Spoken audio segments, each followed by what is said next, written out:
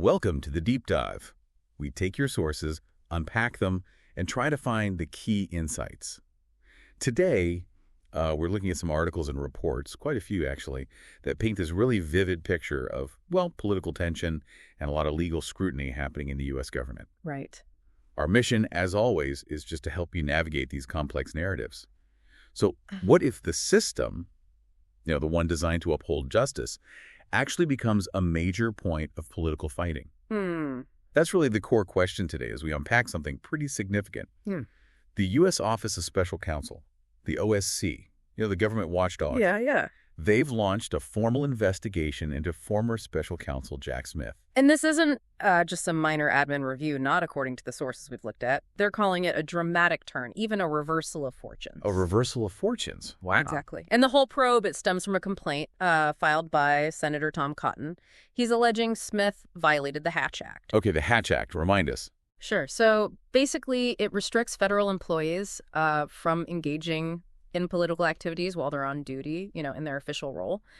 Senator Cotton's complaint, these sources say, it specifically argues Smith was, quote, deliberately timing and framing prosecutions to affect Trump's 2024 campaign. To affect the campaign. It highlights, it's pretty rare to see this level of scrutiny aimed at a former special counsel like this. So, okay, if this investigation plays out like these sources are suggesting, it could kind of line up with this broader idea. They talk about lawfare. Is that the term? That's the term they use, yes, lawfare. The strategic use of legal proceedings, not just to win a case, but to hinder a political opponent, using the legal process itself, you see. Right, the process as the weapon. Precisely. And what's fascinating here is how this OSC investigation, the specific one, it connects to a bigger, consistent narrative that keeps popping up in these sources. They portray a U.S. government that's, deeply divided and corrupted. That's the language used, by unelected officials actively working against the will of the electorate. Unelected officials. Yeah, and these documents, they flat out allege the Department of Justice has become politicized, weaponized even to target political opponents. They even point to a prosecutor on Smith's team supposedly making donations to Democrats as proof of bias. And looking back, the historical context they provide, they connect this pattern, this perceived pattern, to stuff that happened earlier. Exactly. Our sources bring up what they call the Russia hoax quite a bit. Yes. They describe it as really foundational to this whole narrative. A manufactured lie, orchestrated, they claim, by the Clinton campaign with active participation of intelligence agencies. And the Steele dossier comes up there, too. Oh, absolutely. It's explicitly called fabricated and now debunked propaganda within these documents we review. Just straight up propaganda. Okay. And then there was the Hunter Biden laptop story. Right, that connects too.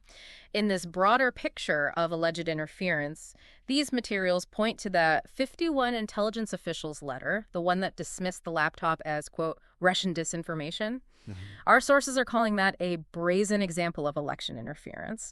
Some reports even allege that certain people who signed it were actually on the CIA's payroll then. Wow. And that the whole thing was supposedly kicked off by Antony Blinken. That's the claim in these sources. Okay, so this brings us to another part of what these sources are calling lawfare, the charges against former President Trump. Yeah, the nearly 100 felony charges. That phrase comes up. And they're consistently described in the materials we've seen anyway as bogus, made up, politically motivated. And specific people are named. Oh, yeah. Prosecutors like Alvin Bragg, Fani Willis, judges like Juan Merchant, they're all portrayed as politically driven, claims of blatant political bias, even rigging trials, down to how juries are selected. That's all in there. So it raises this really important question, that these sources seem to be pushing us towards.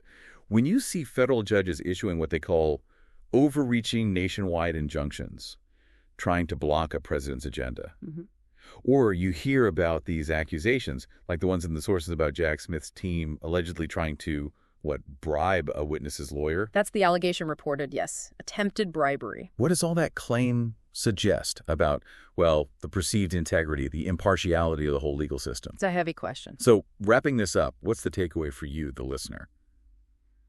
This OSC investigation into Jack Smith, at least as presented in these sources, it's being framed as this really significant turning point, maybe validating these long-held claims of a politicized justice inside the government. Yeah, and ultimately this ongoing struggle, the perceived politicization of the legal system that these materials highlight, it really pushes forward a critical debate, doesn't it? Can a nation, any nation, really thrive when the very tools of law and order are seen, rightly or wrongly, as being caught up in political fights instead of just, upholding impartial justice? Something to definitely think about as you watch things unfold.